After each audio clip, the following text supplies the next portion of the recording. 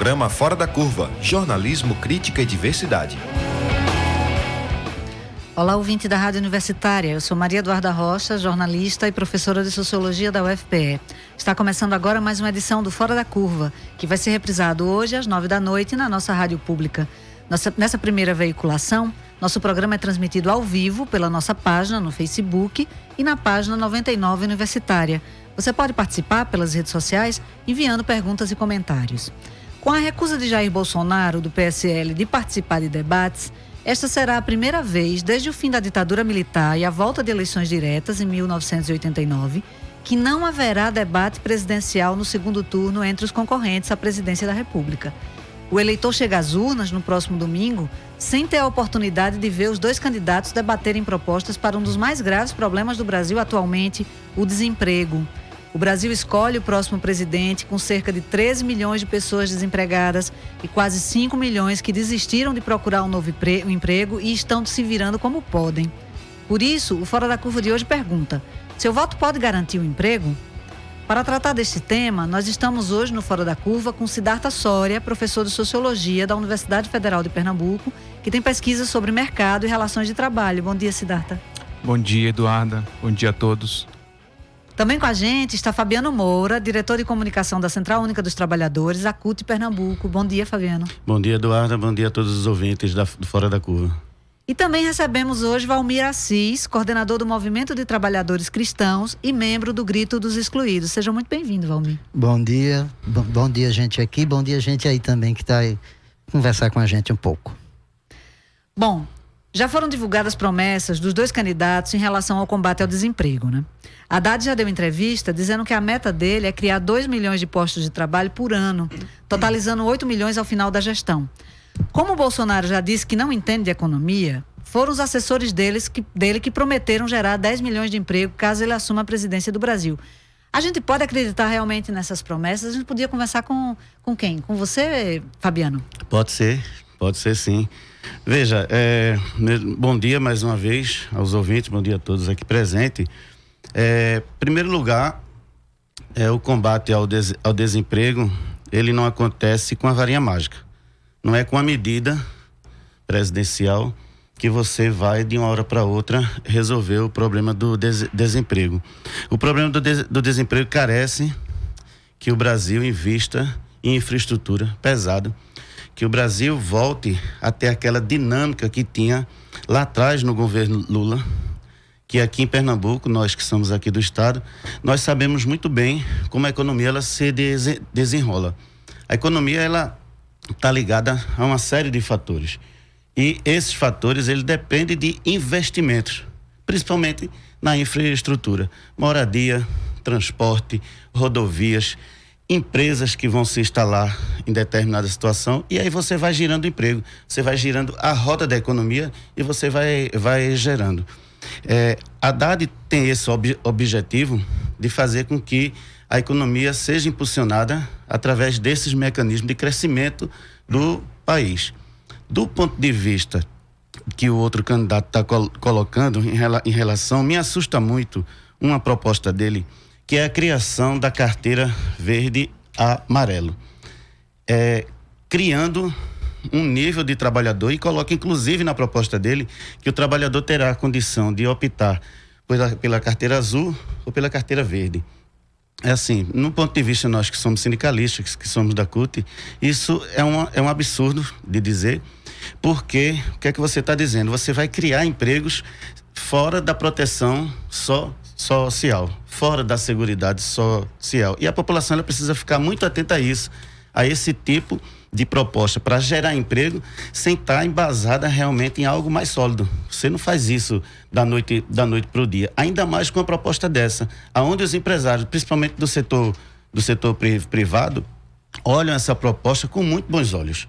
Por quê? Porque você vai ter uma geração, não vai ter geração de emprego, você vai ter migração de postos de trabalho, aonde você tinha proteção social, para outro regime onde você não vai ter mais essa proteção. Ora, se o mercado ele é baseado em lucro, Se o mercado privado é baseado em lucro, claro que eu, dono de uma empresa, eu vou tirar o trabalhador daquela proteção e vou migrar o trabalhador para a carteira verde e a amarela, que ele não vai ter a sua proteção social, digamos assim. E isso aí sim, você pode quebrar a seguridade social, porque você não vai ter investimento direto dela. Então, assim, as promessas, elas existem, mas a gente precisa ficar muito atento à forma como essas propostas são colocadas e a viabilidade dela na economia no nosso país.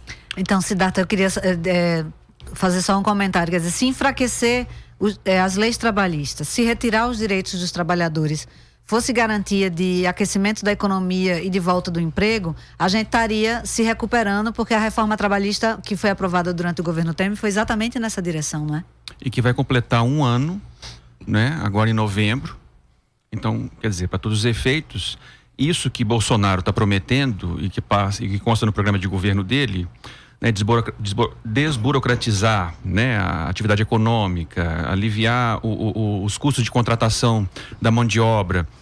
Isso, para além de ser uma promessa, é algo que já foi feito e, comprovadamente, aliás, os números mostram, isso não é uma questão de opinião, não gerou aquilo que prometia, né? Temer fez isso, né? Sob o governo Temer houve uma reforma trabalhista, houve a extensão da terceirização.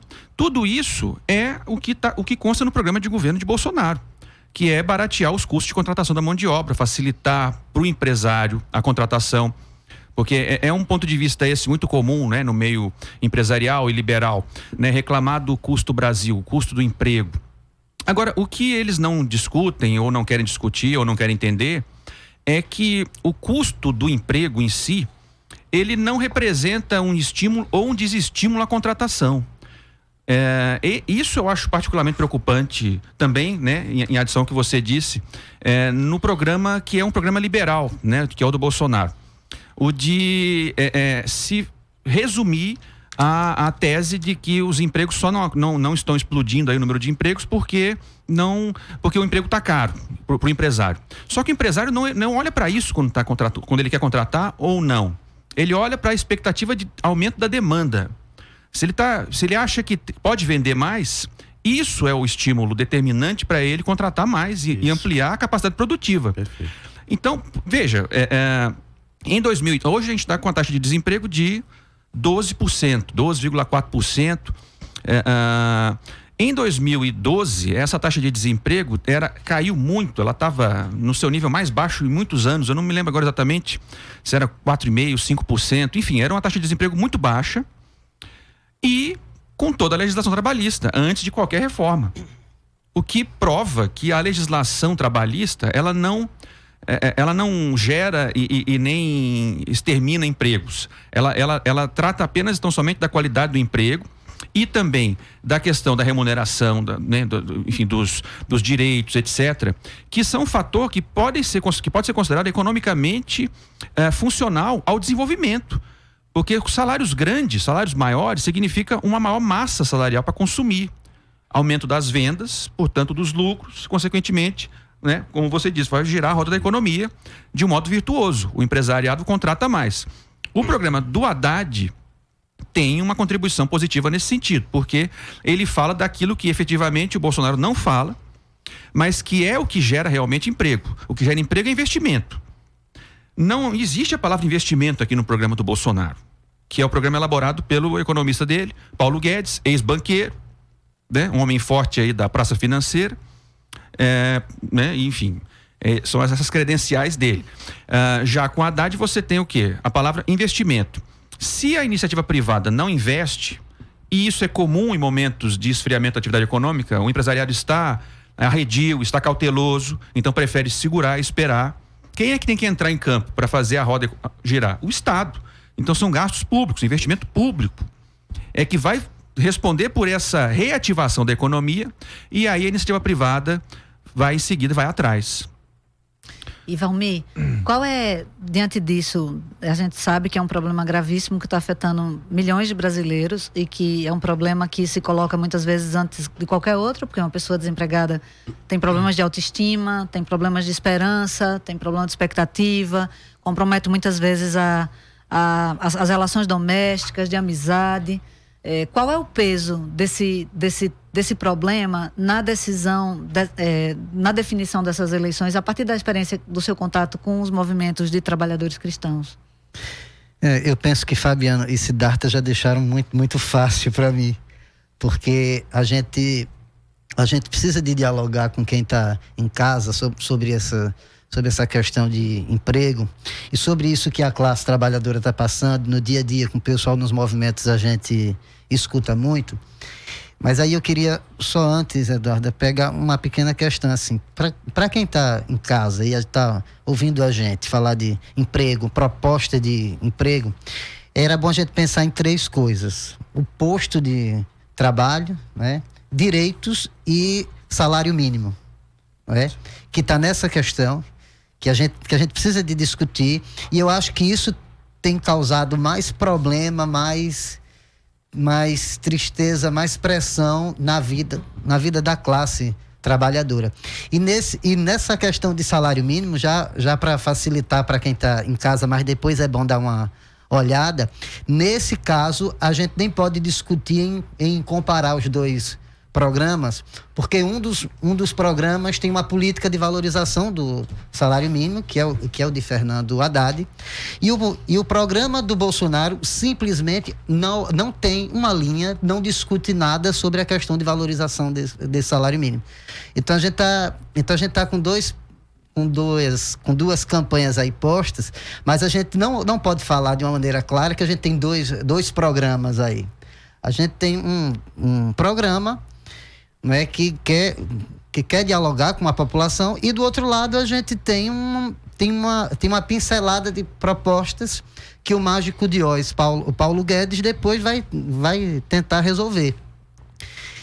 E aí o Siddhartha falava de quando o pessoal, né, quando o pessoal, né, os empresários, eles estão um pouco reticentes, aí é o Estado quem entra. E aí eu penso que a gente tem que também dialogar sobre isso, como é que o Estado entra, e é nessa questão que a gente quer conversar, assim, o que é que o Fernando Haddad está dizendo e o que é que o Bolsonaro diz quando quer dizer, ou quando manda alguém dizer.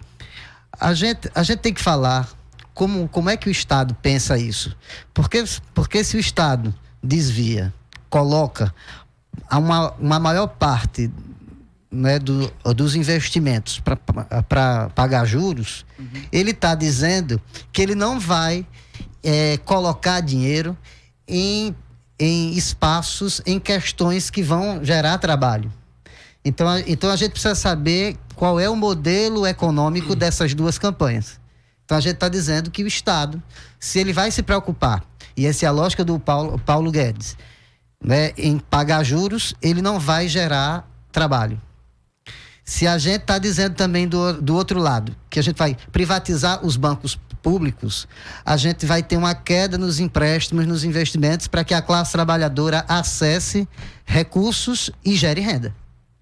Né? Então a gente tem essa bronca também para resolver. Sim, é importante lembrar que capital financeiro não gera emprego, né? Então o modelo econômico que é baseado nos lucros do capital financeiro é um modelo econômico que, aliás, isso é um fenômeno global, né? O neoliberalismo, ele consegue, a política neoliberal que está por trás dessa proposta de perda de direitos trabalhistas, ela consegue recuperar a taxa de lucratividade do empresariado, mas ela não consegue recuperar nem o crescimento econômico, nem o nível do emprego, né? Sim. Porque esses ganhos dos empresários vêm justamente do capital financeiro que fica girando na ciranda sem gerar nenhum posto de trabalho.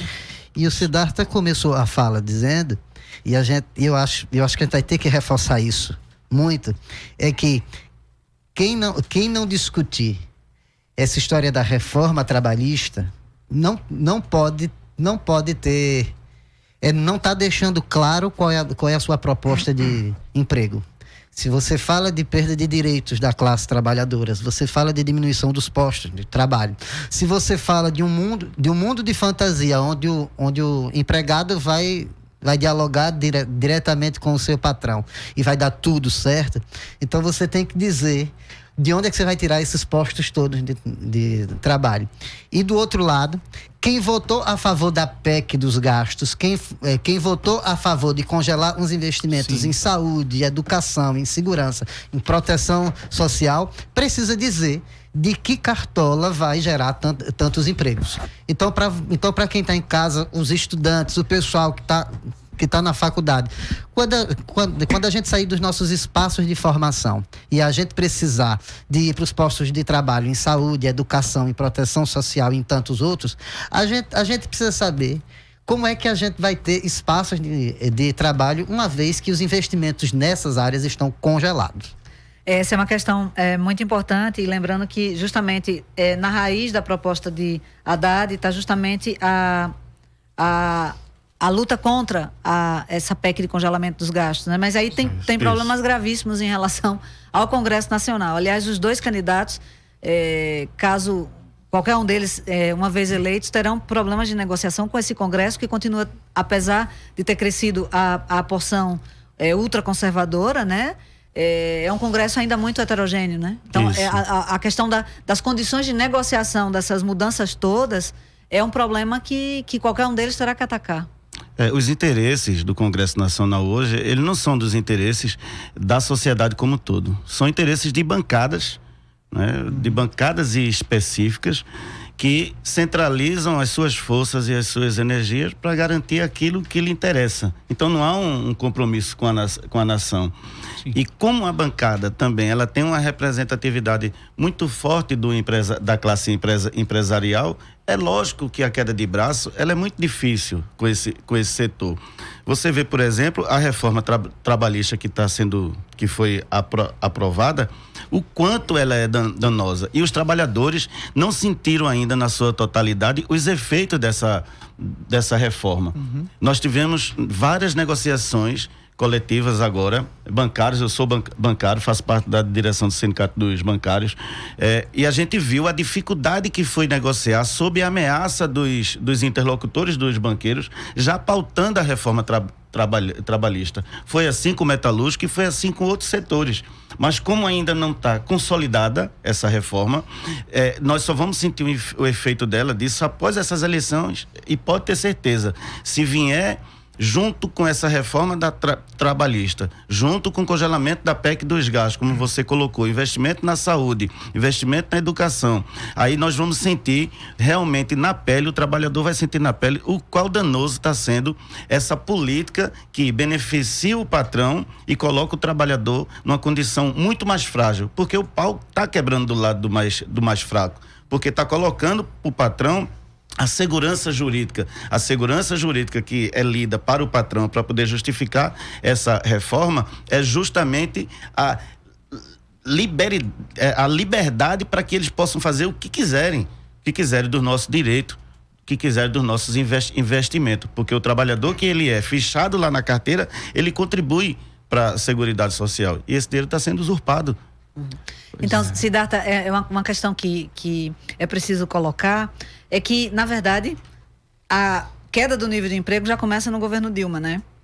E sim, acabou pegando uma narrativa, existe uma narrativa, me parece que bastante onipresente na sociedade, de que, de certa maneira, o PT é corresponsável pelo esse problema do emprego. Uhum. Ele tem sua cota de responsabilidade pelo atual nível de desemprego. Essa é uma narrativa que tem sido muito, muito repercutida e que, de alguma maneira, pode estar por trás da perda de apoio do partido dentro das próprias classes trabalhadoras. Como é que você avalia Olha, isso? Formalmente, essa afirmação está correta. A crise do emprego, a crise econômica começa, né, no governo Dilma, no segundo governo Dilma.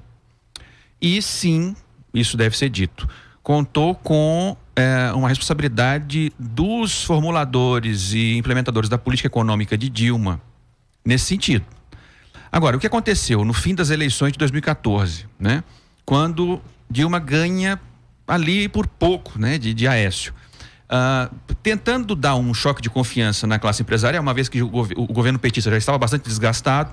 No ano anterior, 2013, teve as jornadas de 2013, enfim, inclusive um divisor de águas aí para a gente compreender a história de tudo que veio depois, mas aí Dilma estava nas cordas e resolve tentar reagir com um programa de ajustes, um programa liberal.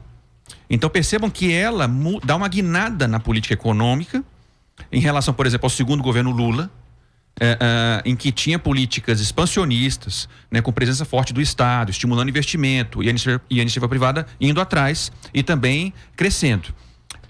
Ninguém reclama do segundo governo Lula, todo mundo ganhou ali. Agora, no governo Dilma, no segundo particularmente, premida, inclusive por alguma mudança também no cenário internacional, a China dá uma desacelerada, e isso dá uma impactada nos gastos, enfim, na situação econômica aqui dentro. E aí, com tudo isso, Dilma, né, parte para esse ajuste liberal, que não deu resultado. Aliás, piorou tanto a situação das contas públicas, né, porque forçou um movimento recessivo, que impactou na arrecadação do Estado. Isso permite a gente compreender a questão das pedaladas fiscais, enfim, tudo aquilo que aconteceu depois. E o importante a gente ressaltar agora, voltando para a situação presente, é que o programa de Bolsonaro procura travestir como novo algo que é muito velho, que já foi feito e já provou que não dá certo. Ela é tão velho, é do século XIX isso, essa filosofia de você dar a máxima liberdade para o empregador e retirar o Estado totalmente da economia. O Bolsonaro votou a favor da PEC do teto de gastos.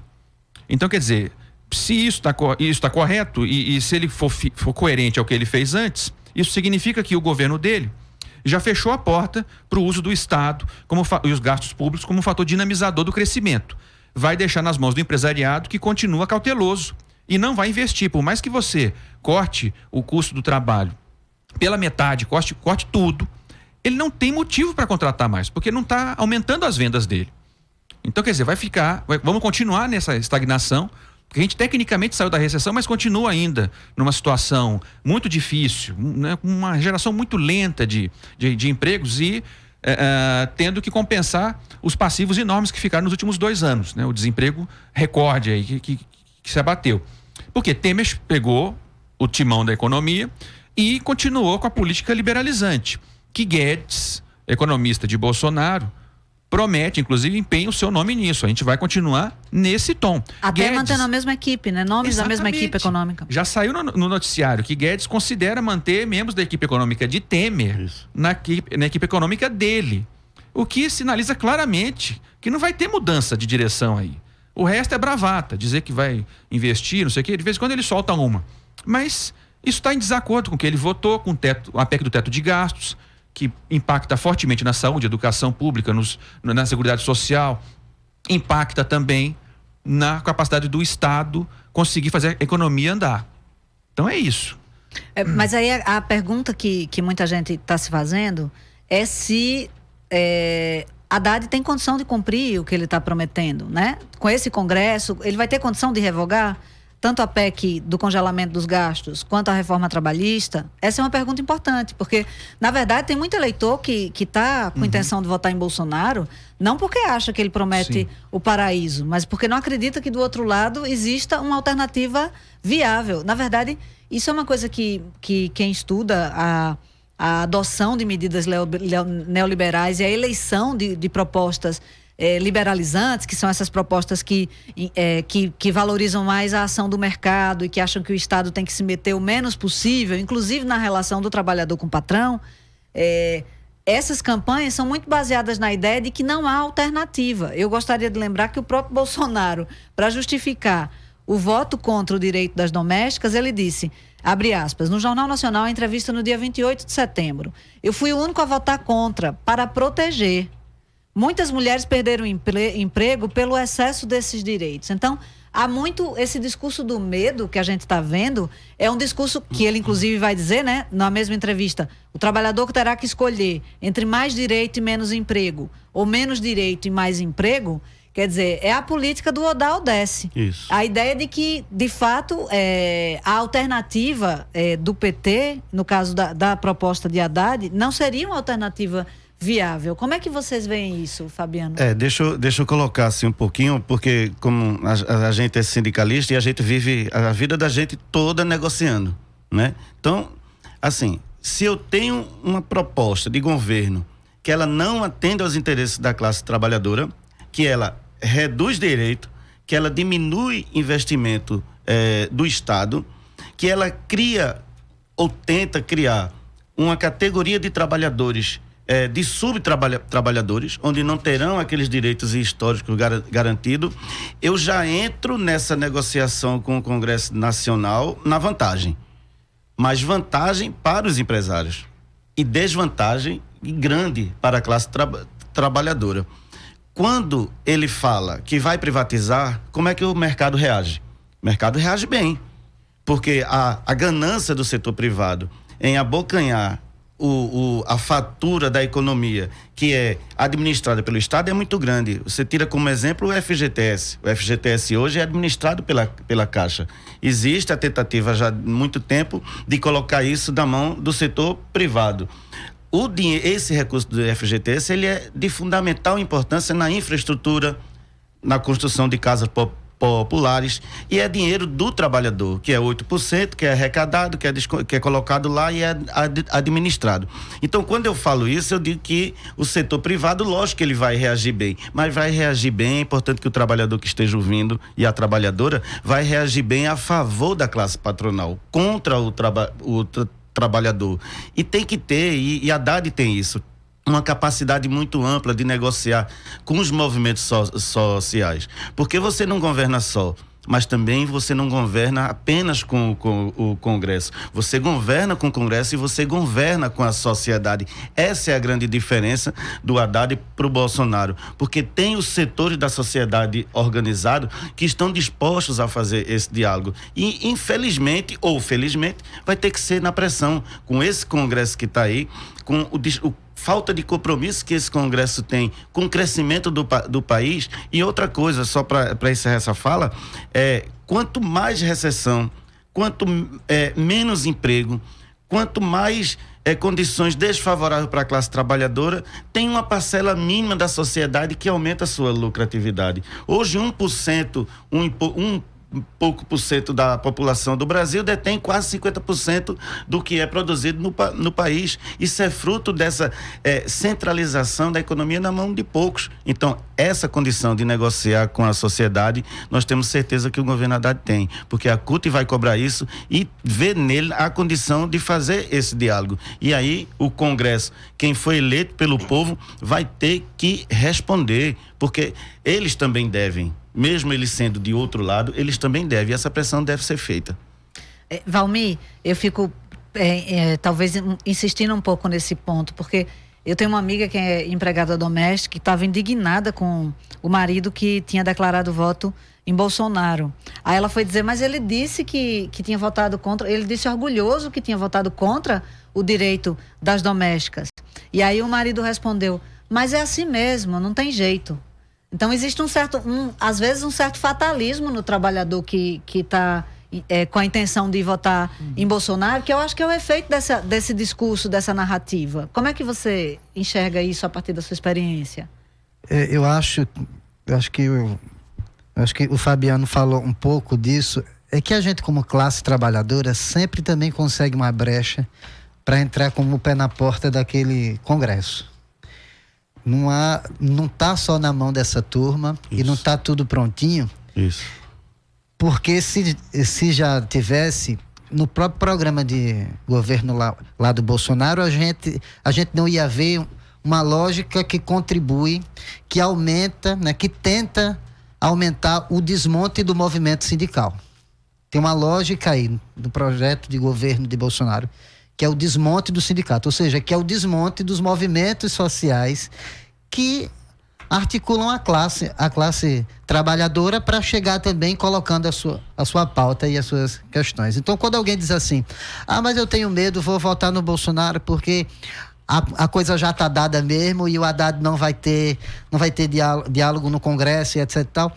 Eu acho que a gente vai ter que entrar com essa discussão em casa, nas nossas igrejas, nas comunidades, na praça, quem está jogando dominó, quem tá com a família. Dizer, olha, a gente vai ter que sair dessas nossas eleições com uma pressão muito, muito mais forte.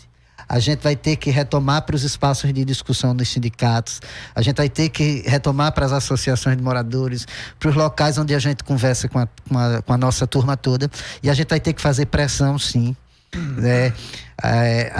a gente vê que o Congresso não se renovou muito, mas determinados partidos que outrora encabeçaram esse desmonte todo, eles também, no campo deles, internamente, o negócio não tá bom para eles, não. Sim. Muita gente que apoiou o golpe não foi reeleito. Pois né? E aí a gente vai ter que surfar, como a gente diz, a gente vai ter que surfar nessa onda, vai ter que juntar os companheiros e companheiras, e a gente vai ter que pressionar. Eu acho que a gente vai ter que entrar nesse Congresso com muito mais força. E no caso da companheira, no caso das mulheres, eu acho que falar de emprego é falar também no outro ponto de governo, né, dos programas de governo, o que é que os dois candidatos discutem em relação às mulheres. Não é? De um lado, o Fernando Haddad propõe uma política de incentivo e de valorização para salários iguais entre homens e mulheres, e do outro lado, Bolsonaro diz, não, isso aí a Justiça do Trabalho resolve, isso não é da conta do presidente. Não é? E pelo contrário, ele diz que mulher tem que ganhar menos porque engravida. Né? Não, e aí a gente, pegando isso, a gente pode subir para as outras coisas, né? Para cortar o tempo da licença maternidade e outras tantas coisas. Mas tem outra coisa também que nos diz. Quando a gente for falar de emprego, quando a gente for falar desses medos todos que a gente está sentindo, a gente tem que olhar qual é o programa de governo também dos dois candidatos para educação. E a gente sabe que as nossas famílias, a maioria esmagadora, são as mulheres quem cuidam dos filhos, que educam, que trabalham, que dão conta numa jornada que nem é mais tripla. Então, quando a gente fala de educação à distância no ensino médio, né, no ensino básico, infantil, a gente tem que se perguntar quantas mulheres vão sair dos postos de trabalho para poder continuar cuidando dos seus filhos. Isso. Quantas mulheres que trabalham, né, as professoras, quem trabalha na área da merenda, quem trabalha como zeladora, o pessoal de serviços gerais nas escolas, quanta gente vai sair dos seus postos de trabalho porque vai faltar gente. Isso. Então, quando a gente for falar de emprego e quando a gente for falar desse medo que de fato atinge a todo mundo, a gente vai precisar saber se de fato o Bolsonaro e o Paulo Guedes, né, que é o místico dele, se de fato eles estão tratando do assunto emprego. A gente tem que ir para todas as pautas de projeto deles de governo. Então, quando a gente fala principalmente de mulheres, a gente tem que ir para essas outras questões para entender que o que está por trás, na verdade, é diminuir os postos de trabalho para mulheres. Então, tem um projeto claro para nós, que está lá nas entrelinhas do programa de governo, nas áreas de educação, na área de saúde, na área de trabalho, na área de salário mínimo. Também está numa outra área, no projeto, que eu queria muito que a gente olhasse, quem está em casa depois, que pesquisasse um pouco o que é que os dois candidatos falam de combate à pobreza. Então, nessa área também, tem muita coisa aí por dentro, em que as mulheres, em que as trabalhadoras vão perder muito. Então tem um projeto que diz que vai gerar empregos, mas que por trás disso está dizendo claramente, a gente vai diminuir os postos de trabalho para mulheres. Só lembrando que as mulheres, especialmente as mulheres negras, são as responsáveis pelo maior contingente de trabalho precário no Brasil. Sempre as funções de piores condições de trabalho, de pior remuneração, acabam sendo ocupadas por mulheres negras. Para trazer entrevistas com visão crítica sobre o que está acontecendo no país, que o Fora da Curva está no ar, de segunda a sexta, aqui na Rádio Universitária, a nossa rádio pública. Nós vamos para um rápido intervalo e voltamos já já. Programa Fora da Curva. Análise crítica de assuntos do interesse público.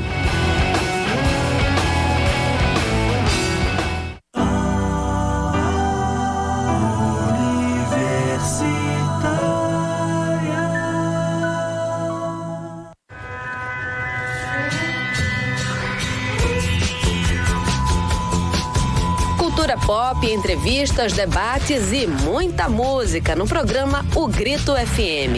A cada semana, o entrevistado da cena pernambucana bate um papo descontraído com os jornalistas da revista O Grito. E tem ainda dicas de lançamentos, shows e reportagens especiais. Todas as quintas às 8 da noite, aqui na Universitária FM, a sua rádio pública. Brasil acima de tudo, Deus acima de todos. Esse lema enche de esperança os corações do povo brasileiro e ganha mais força para unir a nação e trazer a mudança de verdade. Eu quero que o Brasil mude, por isso voto no Bolsonaro. Sou patriota, amo meu Brasil. Eu apoio o Bolsonaro porque eu penso no futuro da minha filha. Eu acredito que com Bolsonaro na presidência, o Brasil vai mudar para melhor. O Brasil está unido, comprometido com o respeito e a mudança de verdade. Coligação Brasil acima de tudo, Deus acima de todos. PSL, PRTB. No segundo turno das eleições 2018, acompanhe a apuração dos votos aqui na Universitária FM, no especial do programa Fora da Curva. A partir das 17 horas, você confere ao vivo, com transmissão em vídeo pelas nossas redes sociais, os resultados dos estados e que país se desenha a partir da voz das urnas. Fora da Curva Eleições 2018. Jornalismo, crítica e diversidade na nossa rádio pública.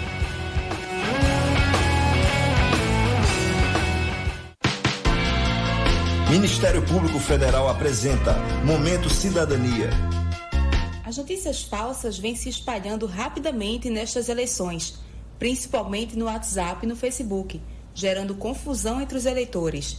O Procurador Regional Eleitoral Substituto em Pernambuco, Wellington Cabral Saraiva, do Ministério Público Federal, explica como é possível saber se uma notícia é ou não verdadeira. As pessoas precisam ter, antes de tudo, crítica em relação às notícias que elas recebem por programas de mensagem, principalmente pelo WhatsApp, que é o mais utilizado no Brasil.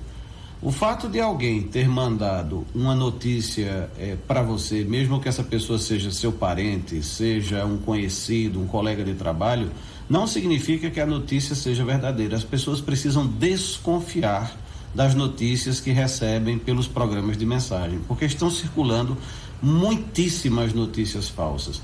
Verifique se a notícia que foi divulgada vem de um jornal ou de um veículo de imprensa ou de um site conhecido das pessoas. Existem muitos sites que são desconhecidos. Qualquer pessoa hoje pode criar um site e publicar nele qualquer tipo de conteúdo que não necessariamente vai ser verdadeiro e que geralmente está a serviço de algum interesse. Não se deixe enganar. Notícias falsas não informam, apenas confundem a opinião do eleitor. Não repasse mentiras. Democracia se constrói com verdades. Momento Cidadania. O Ministério Público Federal mais perto de você.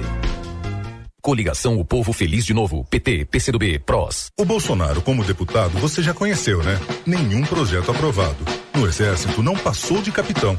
Mas você sabia que o Bolsonaro era considerado um mau militar pelos seus superiores? Foi taxado de conspirador e mentiroso pelo ministro do Exército. Foi acusado de, aspas, atos que afetam a honra pessoal. E de ter, aspas de novo, uma excessiva ambição de realizar-se financeiramente. Bolsonaro, quem conhece a verdade, não vota nele.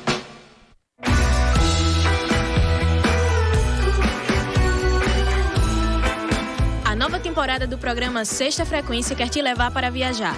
Sabe como? Vamos descobrir juntos os sons do interior de Pernambuco e conhecer os artistas que hoje fazem as músicas do nosso estado.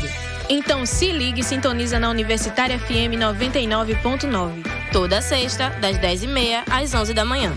Programa Sexta Frequência, só na Universitária FM. Universitária FM 99.9. Fora da Curva, jornalismo analítico na Rádio Universitária, a nossa rádio pública. Para você que sintonizou agora, nós estamos analisando as propostas dos candidatos ao segundo turno na eleição presidencial para a retomada do crescimento da economia e geração de empregos. Estamos no estúdio com Siddhartha Soria, professor de Sociologia da Universidade Federal de Pernambuco, que tem realizado pesquisas sobre mercado e relações de trabalho.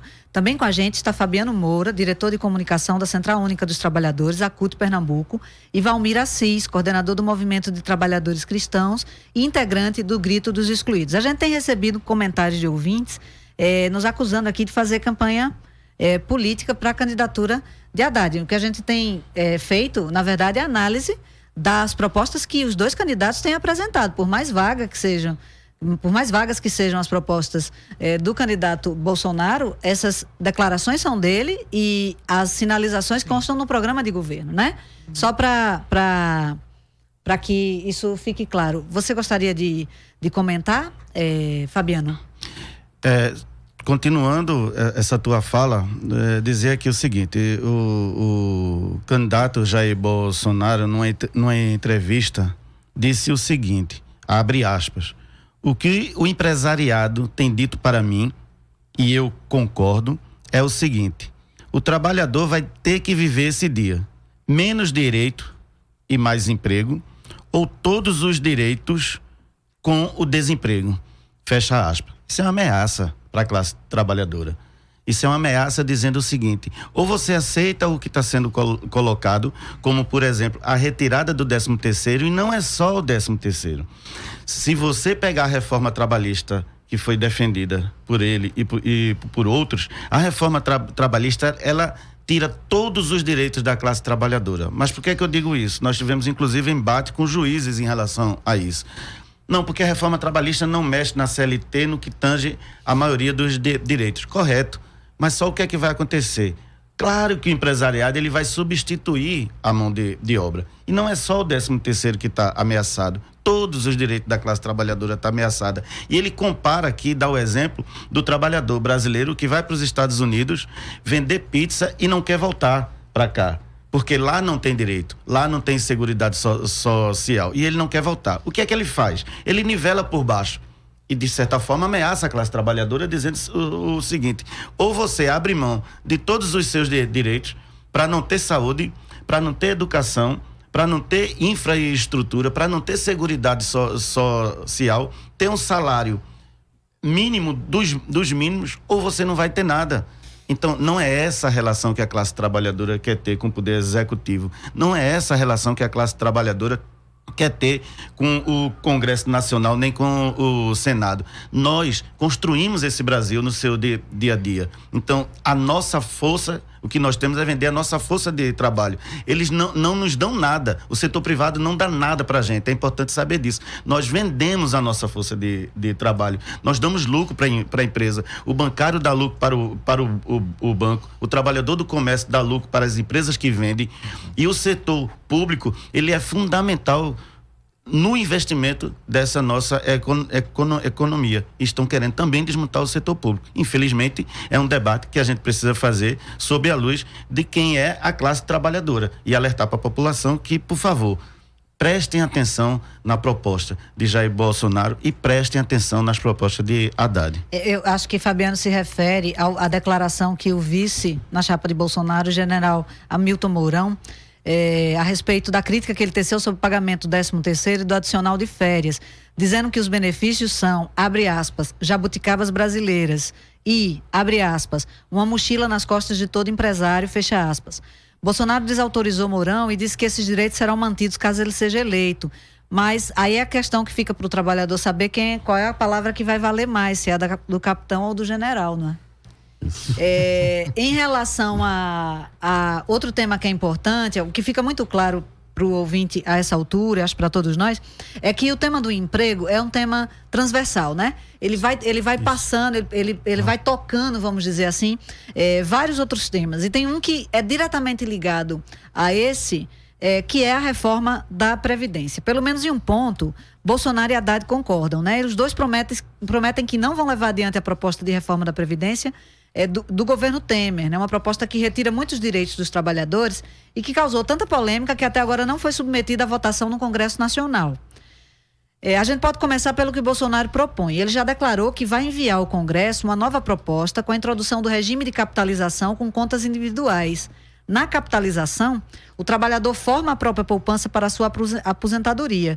No modelo atual, quem está no mercado de trabalho custeia a aposentadoria dos mais velhos. O que é que você acha dessa proposta, Siddhartha? Essa proposta é, na verdade, uma elaboração do Paulo Guedes, que já trabalhou no Chile.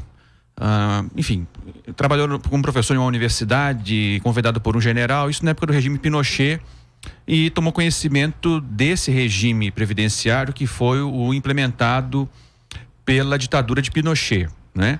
que substitui a previdência pública no regime de repartição pela previdência essa capitalizada, em que cada trabalhador vai ser responsável, né, pelo acúmulo, né, de recursos que vão financiar, vão custear a sua aposentadoria.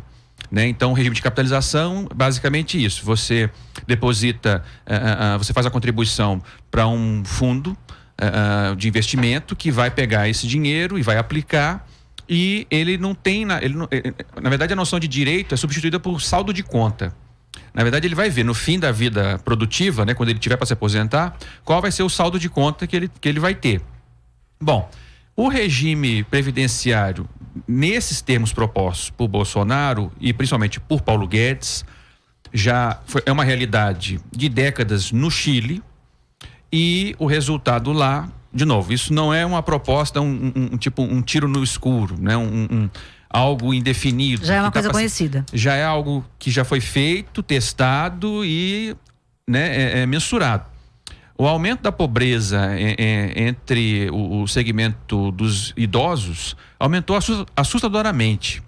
O benefício médio pago por esses planos capitalizados de previdência é de cerca de metade do salário mínimo chileno para mais de 90% dos idosos. E isso certamente não é algo que possa ser desvinculado de uma elevação, por exemplo, dos casos de suicídio na população idosa chilena, né? Que completamente jogados, né? Nessa situação de pauperização extrema, né? Vivendo com um benefício que é metade do salário mínimo chileno.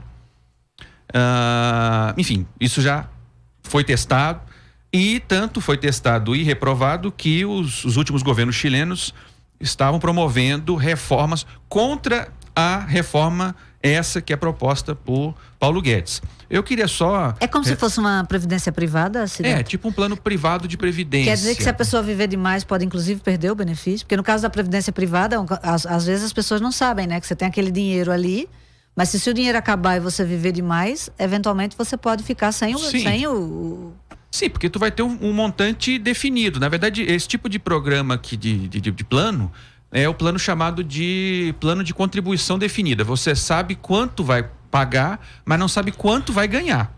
Parece mais um plano de capitalização do que um próprio plano de previdência. Mas ele usa exatamente essa expressão, né? É basicamente um plano de capitalização.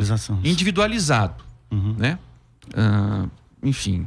Agora, eu só queria ressaltar o seguinte: nada do que a gente diz aqui, enfim, inclusive comentando aí os comentários, né? Mas que respaldo que isso tem nos fatos e tal. A gente só trabalha com fatos aqui, a gente é pesquisador, né? É difícil tentar sintetizar isso na forma de memes ou mensagens rápidas por WhatsApp, mas a gente estuda esse negócio aqui, e tudo que a gente diz aqui é documentado, e nada do que a gente fala aqui é baseado em vídeos também apócrifos, sem autores. Tudo é documentado, né? Enfim, tá para ir para ser testado e verificado. Algumas pessoas podem ficar incomodadas que essas propostas tenham alguma visibilidade, né? Porque como o candidato Bolsonaro não participa de debate e essas propostas não têm sido discutidas com a transparência que uma campanha eleitoral presidencial deveria ter, então algumas pessoas podem ficar incomodadas simplesmente que essas coisas sejam ditas. Porque eu precisava ter o espaço para olhar para quem construiu a proposta e indagar como essa proposta vai ser viabilizada e a quem ela vai penalizar ou não. Mas se eu não tenho isso, né? Não é verdade? Fica complicado. Agora, falando especificamente da proposta de Haddad, né? Ele também defende uma reforma do sistema de aposentadorias por etapas, começando por acabar com, abre aspas, privilégios previdenciários incompatíveis com a realidade da classe trabalhadora brasileira. O plano, entretanto, não informa quais privilégios seriam estes e quais deles seriam cortados. O serviço público também está na mira dos dois candidatos. Haddad diz que vai, numa segunda etapa da reforma, propor que os regimes dos servidores públicos e dos empregados do setor privado integrem o mesmo sistema previdenciário. Mas, mais uma vez, o plano não detalha como isso seria feito. Bolsonaro, por sua vez, já sugeriu aumentar a idade mínima de aposentadoria e o tempo de contribuição dos servidores públicos, mas não diz para quanto. Hoje, a idade mínima é de 60 anos para homens e de 55 anos para mulheres. O tempo de contribuição é de 35 anos para homens e 30 anos para mulheres. Bolsonaro, entretanto, já assegurou que os militares, que também são funcionários públicos, terão tratamento diferenciado. Só para lembrar que hoje a aposentadoria dos militares é responsável por quase 45% do déficit previdenciário da União. Valmir, como é que você pode ver isso? Ok. Não, eu acho que assim, pra gente deixar bem claro, até deixar os ânimos da turma mais de boa, como a gente diz, né? A gente precisa ser claro que essas duas pautas de reforma da Previdência ainda não estão claras, né? De um lado ou de outro. Agora, como eu falava antes, a gente tem pistas de como essas coisas podem ser conduzidas no processo. E olhando para o montante do programa de governo. A proposta que o Haddad traz aqui ainda não está de todo fechada, ainda não explica algumas coisas, mas é preciso que a gente lembre que ela começa, que ela lá no comecinho mesmo ainda, ela está apontando para uma série de diálogos que os movimentos sindicais e sociais fizeram. Então, eu penso que o Haddad, para poder implementar isso, ele precisa também deixar claro que tipo de diálogo, quais os mecanismos que ele vai usar, para também dialogar com as categorias, com os espaços, com os órgãos que estão à frente dessas categorias. E a gente está falando do movimento sindical. Então, isso tem que estar claro. E isso em certo sentido, a gente aponta, quando aqui no começo a gente tem algo da pauta que a gente vinha discutindo. Que do outro lado não. A gente entende como movimento de trabalhadores cristãos, como pessoal que está...